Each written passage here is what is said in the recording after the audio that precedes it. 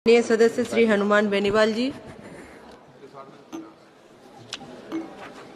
सभापति महोदय, बहुत ही गंभीर मामला है। मंत्री जी का ध्यान, विदेश मंत्री जी है नहीं सर, विदेश मंत्री जी का ध्यान अत्यंत गंभीर मानवीय और संवेदनशील विषय की ओर आकृष्ट करना चाहता हूँ।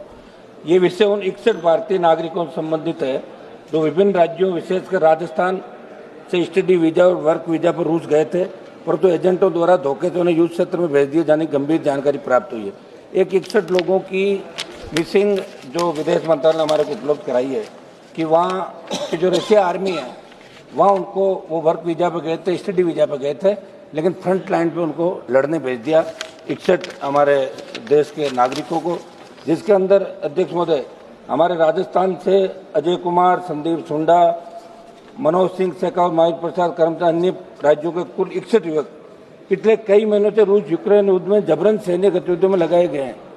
3 से 4 महीनों से उनका अपने परिवार से कोई संपर्क नहीं हुआ। परिजनों की स्थिति अत्यंत नाजुक है। कई माता पिता अस्पताल में, मानसिक तनाव और भय की स्थिति चरम पर है।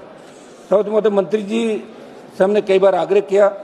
इन परिवारों ने 3 नवंबर और 1 दिसंबर को दिल्ली स्थित जंतर मंतर पर धरना देकर अपनी पीड़ा और चिंता सरकार तक पहुंचाई है। इस विषय की सूचना मेरे द्वारा भी विदेश मंत्री जी को 2 बार दी जा चुकी है। वर्तमान में आवश्यक है कि इन भारतीयों की सुरक्षा सुनिश्चित की जाए और रूस सरकार से तत्काल वार्ता कर इन्हें युद्ध क्षेत्र से सुरक्षित बाहर निकालकर स्वदेश वापसी की ठोस पहल की जाए।